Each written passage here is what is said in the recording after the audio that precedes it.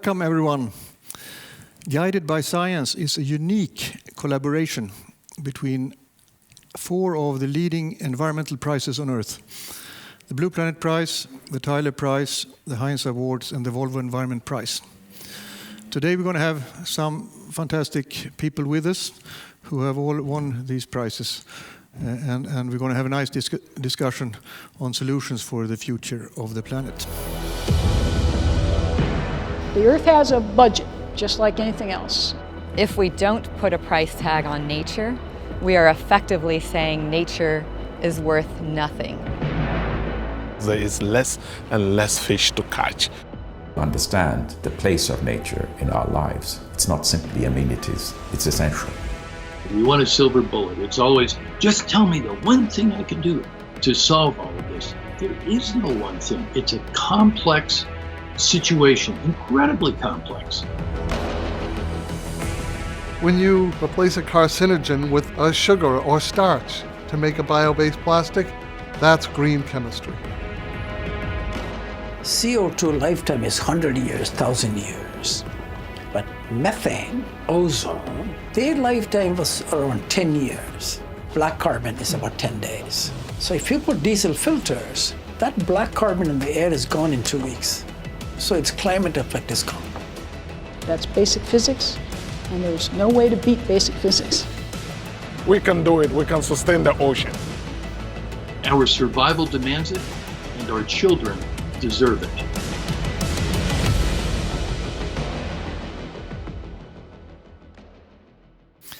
This year is 50 years since the first major environmental conference took place here in Stockholm in 1972. It's quite different, I guess, since 1972, when we now have realized that we are living in a new geological epoch called the Anthropocene, where we as humans have become the greatest force on Earth, shaping its future, and thereby also our own future on Earth. And that's what we're going to talk about today in the context of climate change and biodiversity loss, which are really 2 major interacting changes that we see on planet Earth caused by us to a large degree. And the way is really to try to think about how can we find solutions to these quite pressing challenges that we are confronted with. So in that context, I'm really happy to have Andre Heinz with us from one of the awards that you joined us for this event here in Stockholm.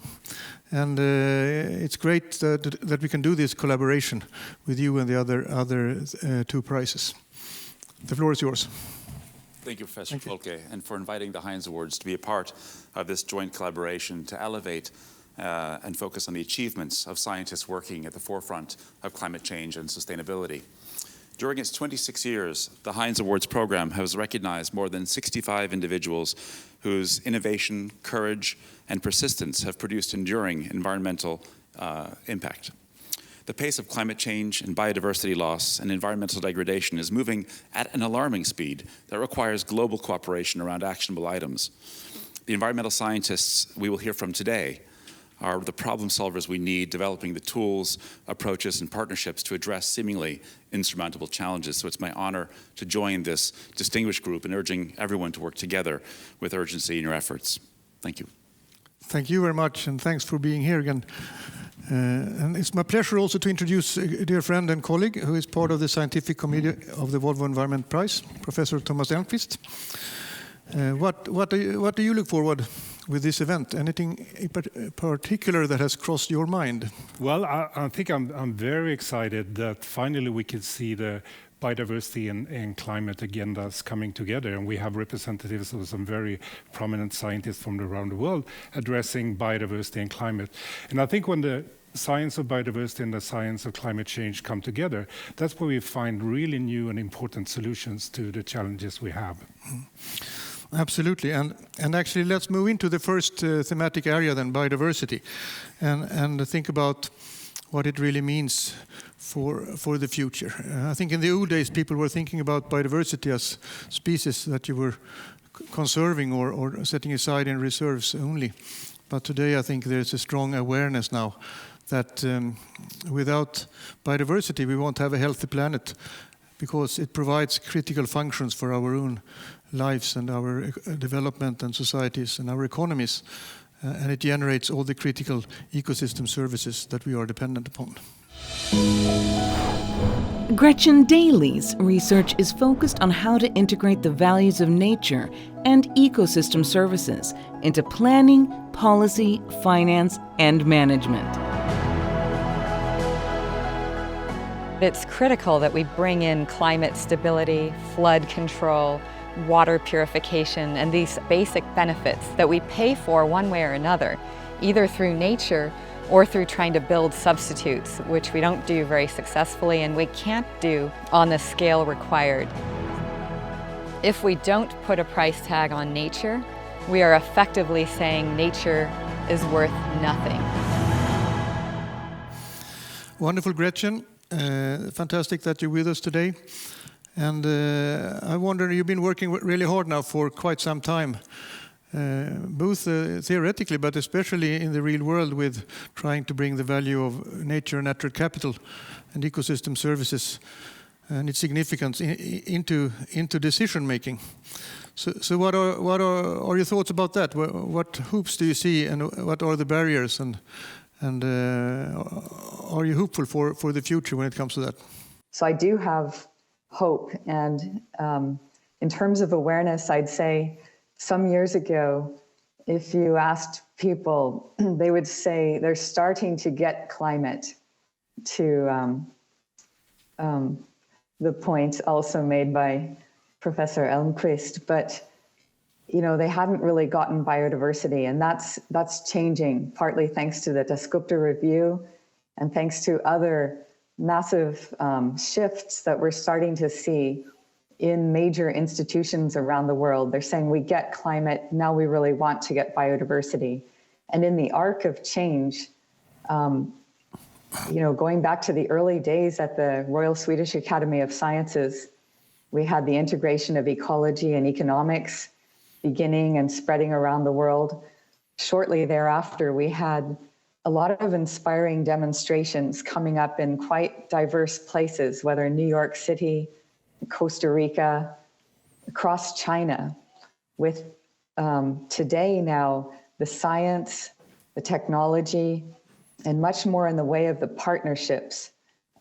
People in very different institutions and sectors reaching across and joining hands with others to innovate. The social innovation is really dramatic now. An example is with the multilateral development banks committing to integrating nature throughout their operations and now financing across many countries in the world investments in regeneration, in coral reefs and mangroves, for example, for coastal climate protection, and in urban areas for more livability and sustainability, for cooling, for flood protection, for just the mental health and physical health that comes from interacting with nature in cities, as everyone in Stockholm well knows. And then finally, across rural regions, we're seeing countries zoning for nature and paying many rural landholders to regenerate nature. So this arc of change gives me hope that we will be able in time to now engage the private sector much more fully than in the past in helping to drive these shifts and especially these investments. So Gretchen, you've been very much involved in so many things around nature and value, and particularly also developing new ways of measuring nature. And one example being the gross ecosystem product. So could you tell us a bit more about this new measure and your vision for it?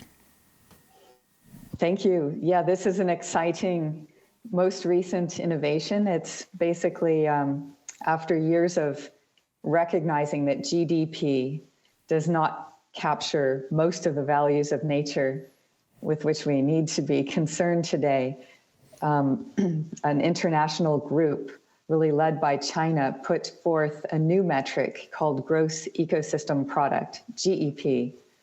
It's structured in parallel with GDP, basically the value of all the goods and services coming from ecosystems. And it's used in three ways.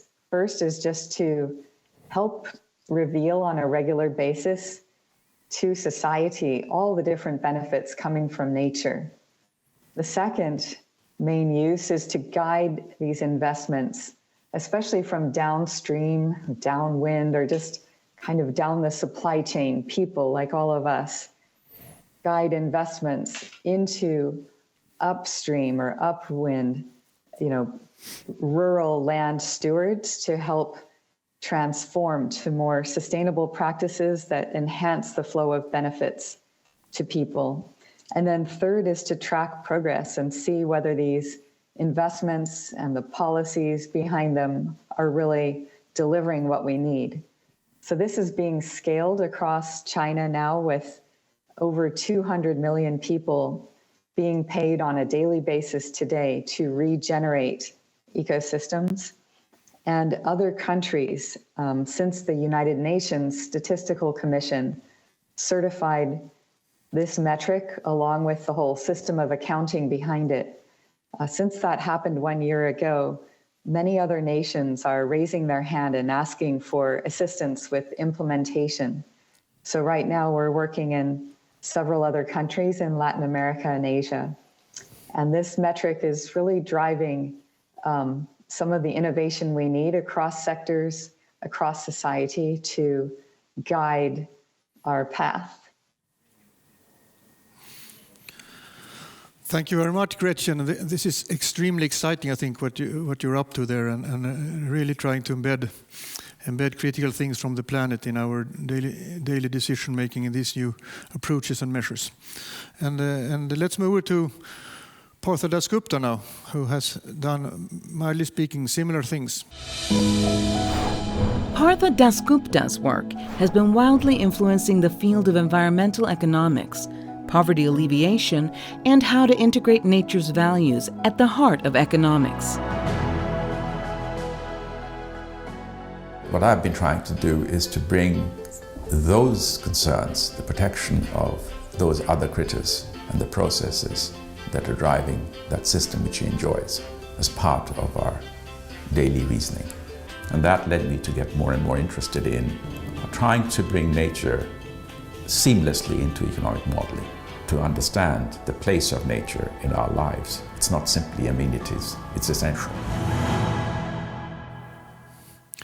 Dear Partha, we were all very impressed by the fantastic Economics of Biodiversity review that you led and published last year, actually. And we now wonder, do you see any imprint of it? Do you see any real, people are taking it up? Is it changing mindsets, and how are your fellow economists reacting to it?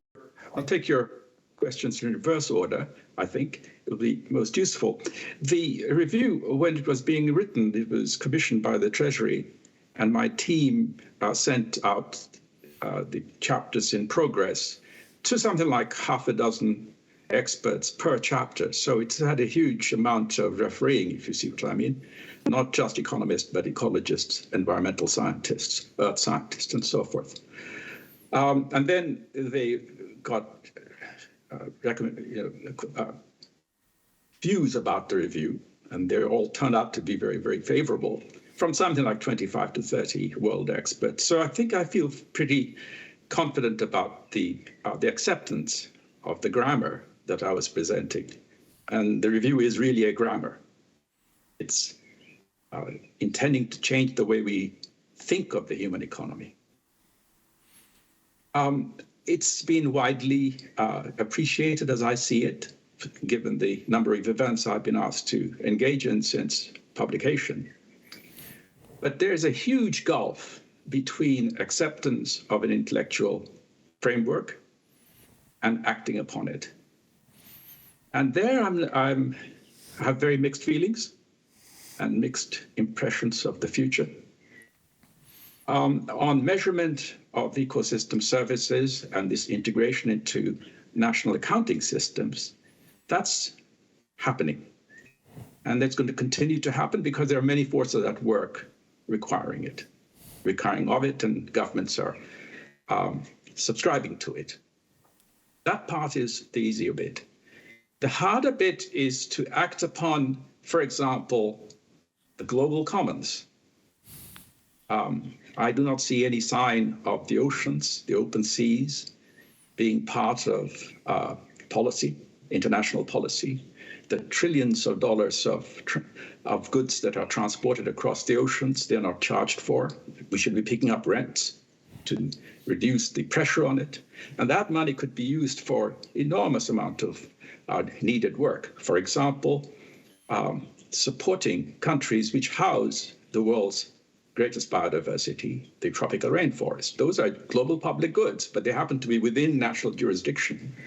And it's only recently that Gabon, which I believe the Prime Minister has read my review, or thinks he has requested that they be paid to preserve the rainforest there. And that's exactly right.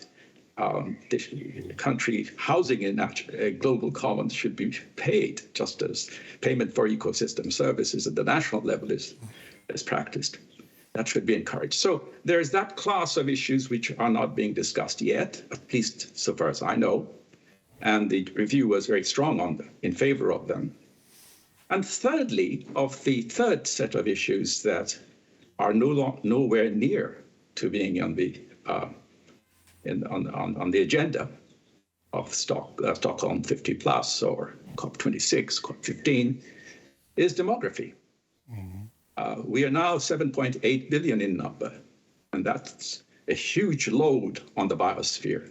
We were 2.5 billion in 1950. So over a 70-year period, there's been a threefold increase in numbers. And of course, concurrently, the standard of living, average standard of living has grown higher. But it's that part which is missing from the discussion. Asia and Europe are now experiencing a demographic transition of the required kind. The past is past. We can't comment on the fact that the population expanded to 7.8. But when it comes to the future, the problematic continent is Africa, which is far away from the demographic transition. And if we worry about Africans, my students there, their future, their grandchildren and great-grandchildren, this is something that needs to be tackled. Particularly, it's connected to women's empowerment, because they need to have, the poorest women in the world need to have access to the kinds of services more fortunate people have access to. And yet so the review really tries to amalgamate a whole class of issues into one. And I don't see much progress there. So that's the negative side. On the other hand, as Gretchen rightly said, there's a great deal of awareness, but awareness alone won't do. You need a tight analytical framework, a grammar, which enables you to look at the problems that you're facing from all sides. And I think at the moment we have a truncated vision of what needs to be done. Thanks a lot, Partha, for those really important points that you're making there on the significance of transformation, and that it's not, as many people still think, more of an incremental change. It's really profound redirection that is needed for the future. And you also mentioned the oceans quite a lot. So now we're going to talk a little bit more about the oceans, and we will hear now from Rashid Sumaila. Rashid Sumaila is an economist and one of the world's most innovative researchers into the future of the oceans and how to protect marine life in a sustainable way. There is less and less fish to catch. If we make the high sea the fish bank of the world, where the fish can hide and grow, that will make the biodiversity improve, that will make the economics improve. Now people are saying, hey, maybe this is a wise thing. We can do it, we can sustain the ocean. Rashid, great to have you with us.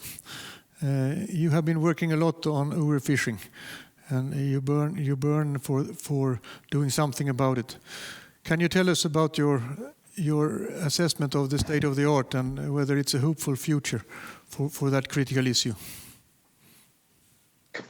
Oh, yes. I mean, there's always hope for the future. I mean, what else do we have, right? I mean, do you mean we should give up? No way. I mean, in the face of everything, we have to be hopeful. So certainly I'm hopeful. And I get a lot of inspiration from those who came before us, right? Just think about all the progress the world has done.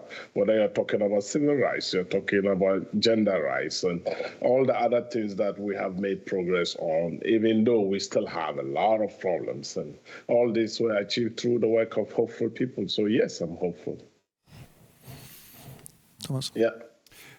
Well, Rashid, I think you often point out that despite the rich biodiversity of the open oceans or the non-regulated vast areas of the oceans, there are only very small fractions of it being protected. And you have long advocated a ban of fishing in those high seas. Do you see any sign of that happening? Yeah, so before I get to that, I just want to lift off a bit to talk about how to sustain the ocean as I see it, right? I think the way we need to lift up, and this connects to what Gretchen and Partha have talked about. I think we need to think in a way that I call infinity fish. And that is the idea that all that we do, the current generation, should be such that we can pass on a healthy ocean teeming with life to our children and grandchildren, so they too can have the option to do the same. That is the idea of infinity fish, and it was I explained this more in my book, which was published last October with the same title. So to be able to do this, I think we have to think of managing the ocean as an entity. We have one global ocean, actually, and we need to have this. You know, you can talk about African oceans and American oceans. They are all interconnected, so we have to lift up. And we almost have to think like geographers, right? The way geographers have successfully made maps for us. You have a global map, and you have a local map, and both of them talk to each other. At the moment, our management is fragmented, big time. So you have exclusive economic zones of countries where countries have control over, and you have the high seas, which is 200 nautical miles away from the coast of countries. And this is actually 2/3 of the ocean. Half of the world's surface is high seas. But you know what? We get only about 5-8% of our catch from that part of the ocean because it's not that productive. Yet boats are going there with subsidies to fish, and a lot of the fish they catch go in and out of country waters and EEZ. They are badly managed. This is where the idea of closing the high seas came. And from our work and those of other people around the world, if we did that, turn the high seas into a fish bank of the world, we will be able to catch the fish, the tunas, when they come in cheaply, pumping less carbon, therefore helping climate change. And what is even more important, the African countries, Southeast Asian countries that cannot go to the high seas can also get the fish to catch. So that's where it came. Good for biodiversity, good for people, and good for climate. What else do you want? So that's the idea about that. And I see signs of that. Since the first time I talked about this, people thought I was crazy, actually. But now more and more people actually come to me. We have a Canadian parliamentarian talking with me now saying, maybe Canada should lead the charge to do this, right? And the Ross Sea in Antarctica has actually been closed in 2017 by John Kerry and Obama. That's one of the things they did. I'm still amazed how they got China and Russia to sign on. If we could understand that, that might help us close the high seas. So there is a lot going here. People are getting aware, as Gretchen said, and they are opening up. The more you think about it, the more you like the idea. Beautiful, Rashid. Really, really exciting and refilling to hear your drive for the future there. And I think that we heard from Gretchen and Partha and Rashid now, it really illustrates that people and planet are completely intertwined. Actually, we hear about the economy and capturing the values of nature and how the business community is moving on. So I think just that in itself is a big step forward to realize that people and planet are now absolutely intertwined. Another result of this intertwinedness is, of course, the climate challenge. So let's move into that domain more explicitly now.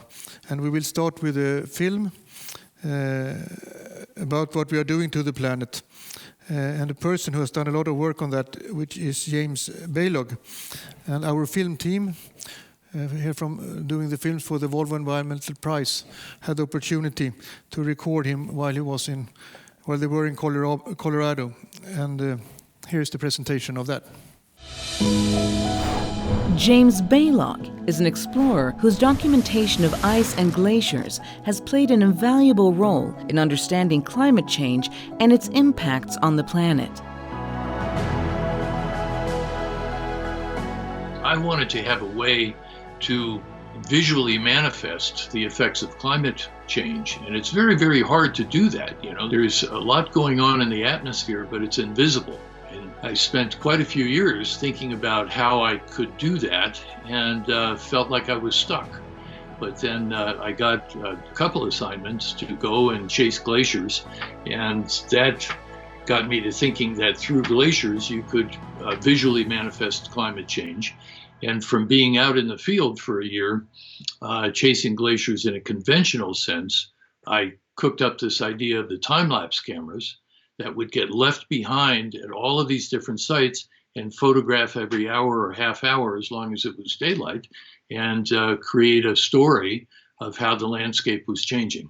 And of course, that had to be connected side by side with the science story about how the temperatures were changing and what is known about all of that. And once you combine the two things together, the visual evidence of the glaciers with changing characteristics of the climate, then you have the story. A long time ago, I was not entirely convinced that there was a human role in climate change, because I thought that our little species wasn't influential enough to change the basic physical character of a fundamental system of the Earth, namely the air. And honestly, frankly, I was misguided. The layer of air that surrounds us is insanely, incredibly thin. But until I personally sent my own camera, my own surrogate eyes, up in a weather balloon and discovered that in well under half an hour, my camera was outside the atmosphere, right up above my head. It was up there looking into the blackness of outer space. That really was a revelation to me personally. For 40 years, in different ways, I've been photographically chasing an understanding of the relationship between humans and the rest of nature. And for most of that time, I thought that there was a boundary, a separation, a collision between humanity and everything else. But through the Extreme Ice Survey, I started to realize that we were one of the elements in the natural system that, along with earth, air, fire, and water, and plants and animals, we were an element in the natural system. And that's what the film, The Human Element, is all about. And a book that I just published last fall, a very large book, if I may say. It's a beast. I think basically everybody who understands the climate story, the impact of humanity on all the rest of the natural system, everybody who understands that stuff is upset at this point.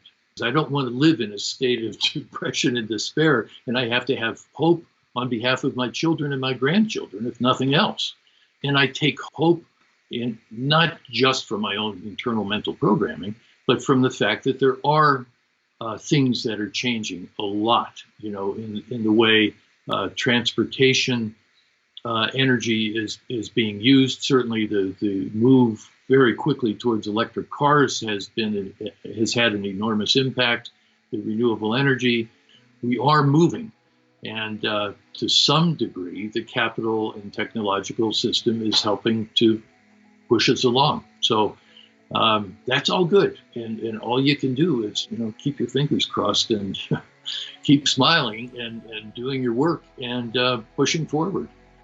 When people have a sense of despair, especially younger people, we want to have a single magic solution. We want a silver bullet. It's always, just tell me the one thing I can do to solve all of this. There is no one thing. It's a complex situation, incredibly complex. And all that any single human being can do is to take the slice of reality that they can affect and try and affect that. There is literally no single individual in this world, including at the highest levels of the biggest governments, who can single-handedly shift this issue. And so each one of us has to do what we can with the circumstances and the tools we have. Really impressive work by James Balog. Thanks for that, and thanks for highlighting many of the issues that we have discussed so explicitly and clearly. And thanks for taking part in this film here. Now let's continue with climate and move into really fantastic scientists who have made us clarify, helped us clarify, and made really path-breaking work. Susan Solomon. Susan Solomon is internationally recognized as a leader in atmospheric science, particularly for her insights in explaining the cause of the Antarctic ozone hole. Every time we drive our car, turn on the lights, whatever we do, we're generating carbon dioxide. The Earth has a budget, just like anything else, and if we add greenhouse gases to the atmosphere, it's going to keep more heat into the planet, less escape into space, and the planet has no choice but to warm up. That's basic physics, and there's no way to beat basic physics. Hi, Susan. I'm just going to go directly to the ozone hole here and ask what's your opinion about it. Are you hopeful, or what is your state of understanding of the situation now? Well, thank you. The ozone hole is a real success story. We have indeed stopped making the chemicals that were causing the problem, and the ozone hole is very, very slowly starting to heal. Now, you may have heard there's been leakage out of China, but it was really quite small. And the spectacular thing is how quickly it was reduced once the problem was recognized. So it shows that actually we can collaborate on solving global problems when we have enough practical solutions. So I hope you're going to ask me something about the difference between the ozone hole and climate change, because that would be a great direction to go in next. And that's why I give the word to Thomas. Susan, so I will do exactly that. That sort of contrast the successful, decisive global action when it comes to ozone hole and the situation we are now when the world is waking up to all the climate challenges. So if you reflect on this, what are the most surprising findings from your point of view when it comes to climate challenges? And do you see signs of positive ways forward to address them?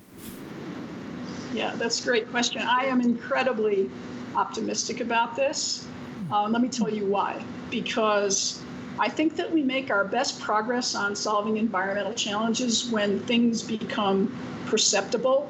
James's wonderful images of shrinking glaciers, when they become personal, when, for example, Rashid communicates to people in British Columbia that actually their fish could get more expensive, and when we see practical solutions. And the problem with climate change has always been that people didn't see solutions as practical. With ozone, it was actually imminently practical because chemistry was able to come up with substitutes, and really our lifestyles, it's not noticeable even really to the consumer that things have changed there. So are we anywhere close to that on climate change? 10 years ago, we would have said, boy, this has got to always remain tomorrow's problem. But I think the key thing that people know now is that it isn't tomorrow's problem anymore. that the cost of solar and wind and other renewable options to reduce the price, the carbon price, if you will, of electric has come down so dramatically. Plus, the cost of batteries has come down so dramatically that it is now within reach to make the needed transition. And other things will have to happen too, no question, and we've talked about some of those. I'm not going to belabor the point of, deforestation also has to be reduced. That's a challenging problem in and of itself. But I think we need to, the thing that we now have to do, and we're really close to it, is to understand that we have a fierce urgency of now. And the reason is that if we continue to build, for example, coal-fired power plants in China, we will be making a commitment to ongoing further emission of carbon dioxide, which will drive the planet into a terrible state. And if we continue to use fossil fuels in the United States and Europe at the rate that we've been doing, that will not create the developed country leadership that we need to have in order for developing countries to later have cheap enough technology for them to also go along. But I really think people are almost there. We just need to communicate that we can continue actually to use the infrastructure that we already have in place. We probably have to close a few things early, but we don't have to, you don't have to turn in your car tomorrow. You can actually keep it until it's no longer useful. But your next car better be an electric vehicle. And, I'm encouraged by the fact that General Motors, which is historically incredibly intransigent, now sees that industry must change. And they have announced they're going to have an all-electric fleet by 2035. So we have to continue to press, and it's really the public and the I would have to say the sense of our agency as consumers and our agency as people, the way Greta Thunberg has so beautifully demonstrated. We have to demand that we solve this problem and that we solve it very, very soon. Thanks a lot, Susan. You're really moving into the challenges that Partha raised earlier on institutional change, and I think we're in the middle of these type of transitions. And now we're going to hear from another really exciting and very, very well-known climate scientist. Veerabhadran Ramanathan has contributed to many atmospheric and climate sciences areas, including research on atmospheric brown clouds and radiative transfer. CO2 lifetime is 100 years, 1,000 years. But methane, ozone, their lifetime was around 10 years. Black carbon is about 10 days.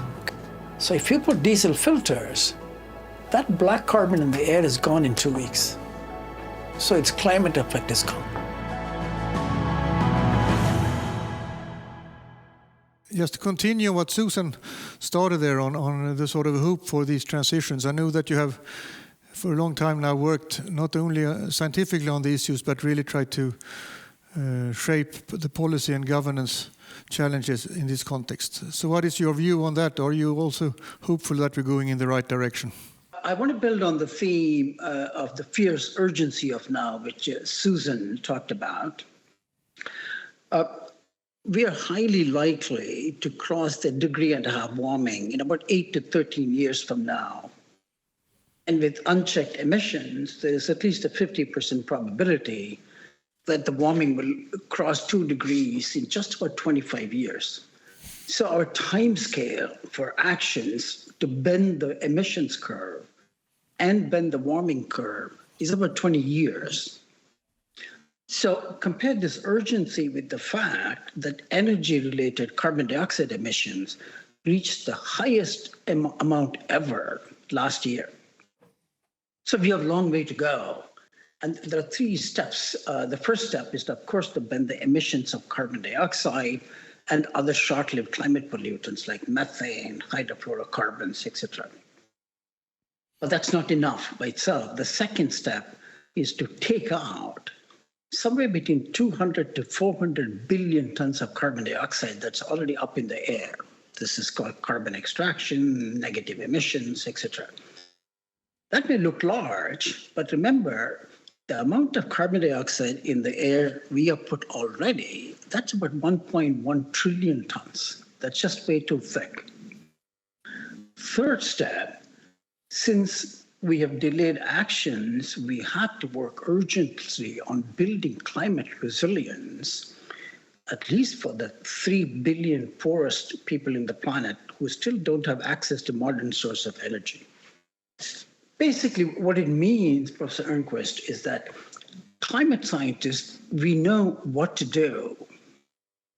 And economists and engineers seem to know how to translate that into solutions. Where we are stuck is in implementing these solutions with the speed and the scale that's required. And that is the domain of private sector and political leaders. And they just don't seem to have the public support they need for drastic actions. So in my view, in answer to your question, the ultimate step that is needed is a massive effort of education to communicate the urgency and the imminence of the climate crisis to the public and to the private sector. Thank you very much, Ram, for that very important plea at the end with the broader awareness and deeper understanding of the issues. I have a person here excited about your views and who would like to ask you a question. Dear Professor Ramanathan, I would like to ask you, you have said that you believe that people working with environmental issues and climate change have a responsibility to go beyond writing academic papers. Could you please expand on that and explain what you mean by that? Thank you. Remember what I said just now. What we need is a massive education effort to communicate climate change to the public. I think, in my view, climate academics, defined very broadly, including natural scientists, social scientists, and humanities, they are the most well-equipped to take on this education. So let me just share my own experience. I'm involved in the Pontifical Academy of Sciences. Because of that, I get invited to talk in churches, both in Catholic churches and evangelical churches, and also in interfaith gatherings, where I'm talking directly to the public.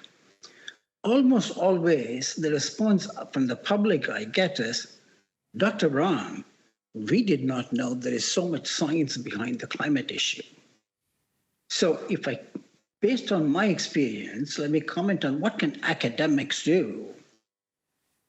At least this is true in the US and many other countries. We have to unpack climate change from all the other political, cultural issues that divide us and has put climate change into this basket of issues that divide us.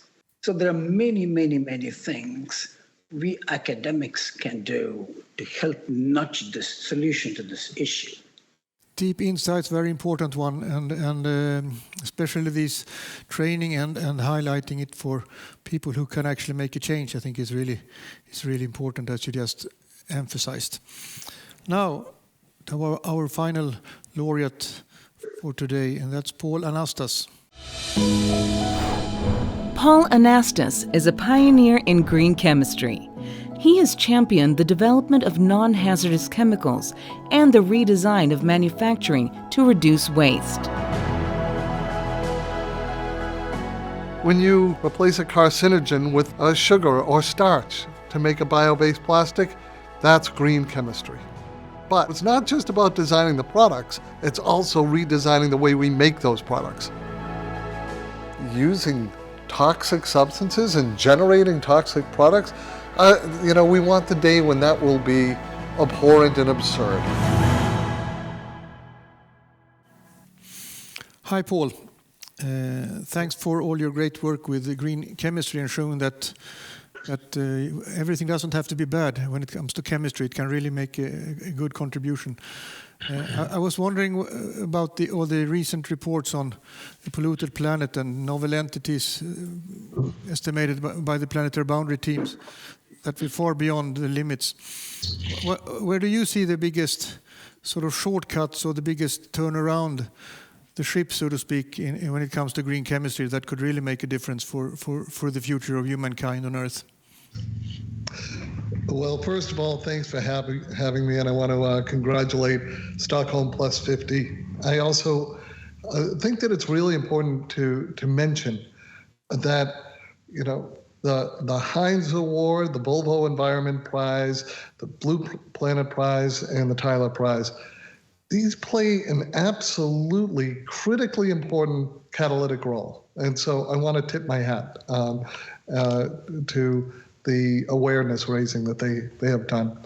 So you mentioned the brilliant work of the Planetary Boundaries Framework and the recent work about how novel chemical entities maybe have exceeded their boundaries.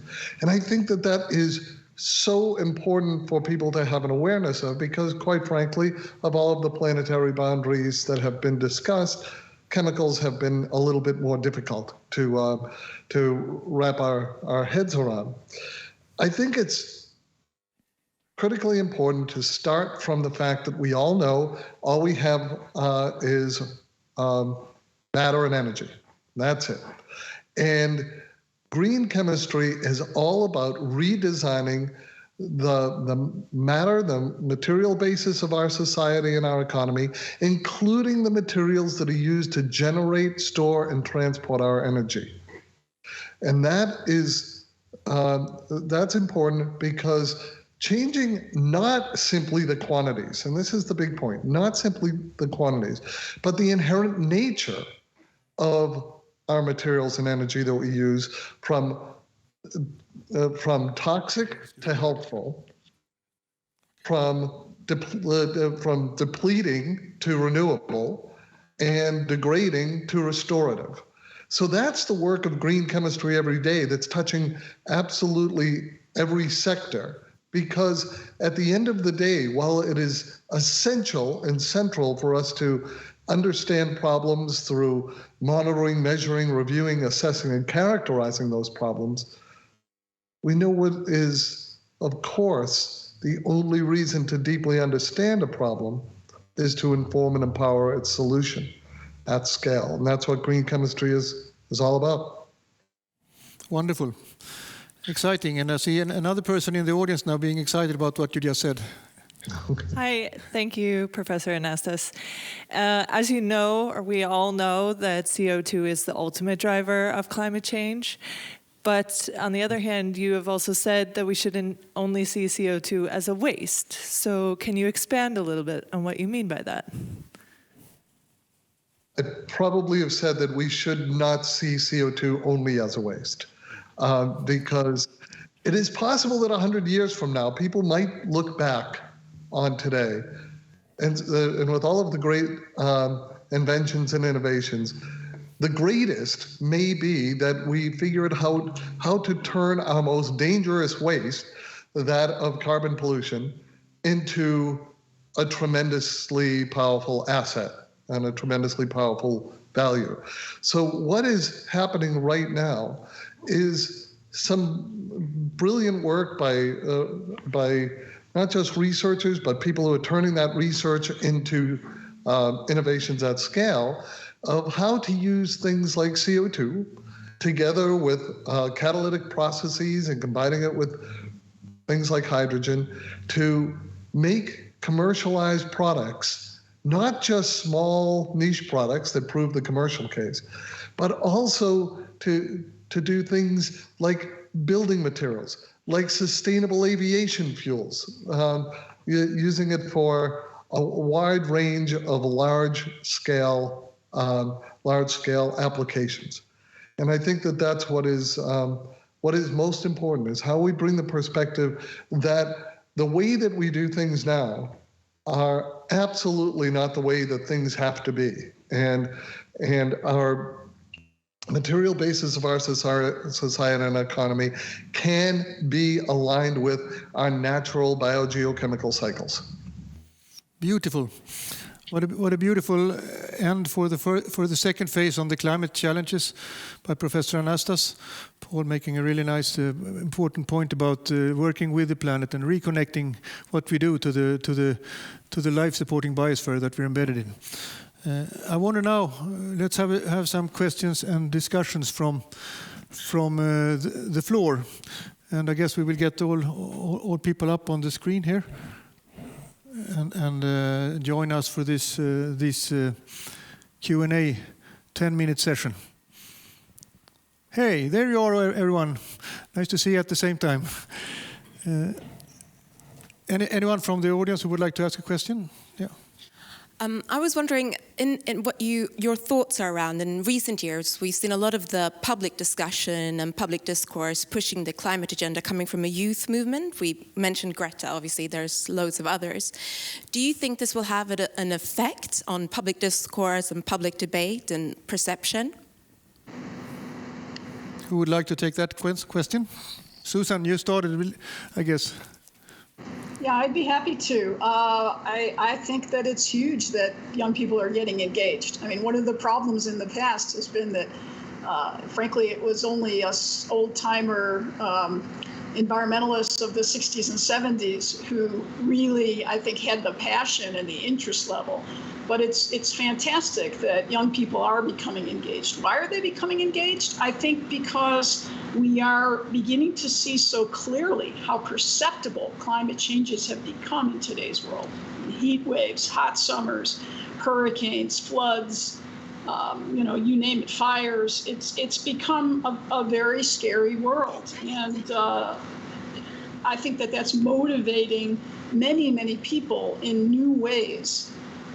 Everyone can't be a hero, but everyone can engage. And I absolutely agree that it's going to take a tremendously renewed level of public engagement to create the political will to actually muster all the solutions that we need to put together for this problem. It is complex, but I don't actually like that language because it makes it sound unsolvable.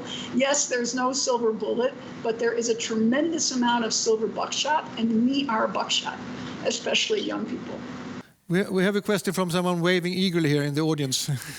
I'm wondering, we have seen a growing concern, at least in parts of the business community, over biodiversity. Can you see the same thing in the fishing industry? Oh yes. There is a lot of things happening in the business sector. And one of them happened about 3 years ago. I got a phone call from a local bank here in Vancouver called Van City. And they say, you know what, we are worried about climate change in the ocean. And our customers don't know it. They don't seem to know. They hear all the big numbers, but it doesn't affect them. Is there any way we can do a study to actually show British Columbians how important this is? So I said, how about we calculate how much it will cost British Columbians under different climate scenarios to eat the same quantity and quality of fish, under different climate scenarios. This was unbelievable. The day we published our report, I was in the news from 6 a.m. to about 9 p.m. People were calling. You mean we will have to pay X million dollars in this city to eat the city? I say, yeah, because climate change is taking the fish down. That will hit your pockets. So that's one example. And Van City does that, which is amazing. And so there is business stepping up. Only 3 weeks ago, I gave a talk to APEC Business Committee. They are very keen. They are also going to release a statement to the WTO to take out. So yes, business are coming on board, and that is one of the things that gives me hope. Business, NGOs, governments, citizens all stepping up to the plate so that we can actually protect our ocean and achieve infinity fish. Thank you very much. I think we go to the next question. I know that Thomas has a very interesting question here for you. Well, thank you. And this is a question I think I will direct to all, but perhaps Gretchen and Partha would have ideas and reflections. So we've been talking about very much about climate change mitigation, and from my point of view, biodiversity could play a very important role, particularly soil biodiversity and carbon capture and storage. But there's also the climate change adaptation, where I think nature has a very important role, and there is this concept of nature-based solutions that is now being used all over the world. And we'd just be interested to hear your reflections on what you think of the role of nature in societies adapting to climate change and the challenge of scaling up and scaling out.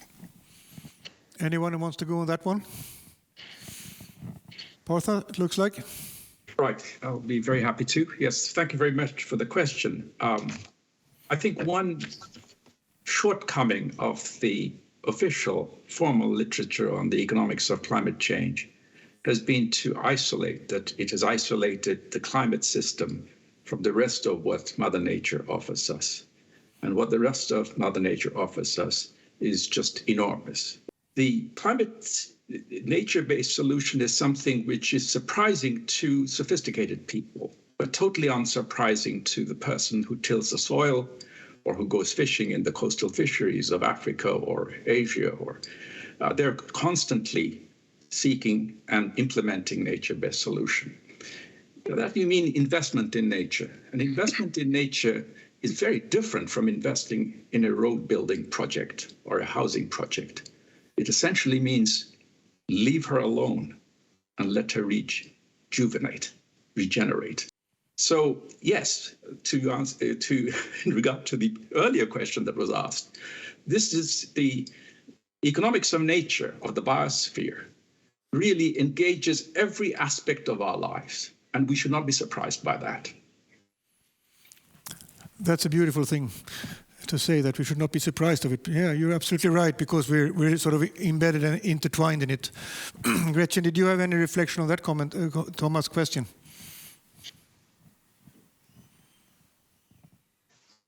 I really appreciate how Partha put it and couldn't agree more.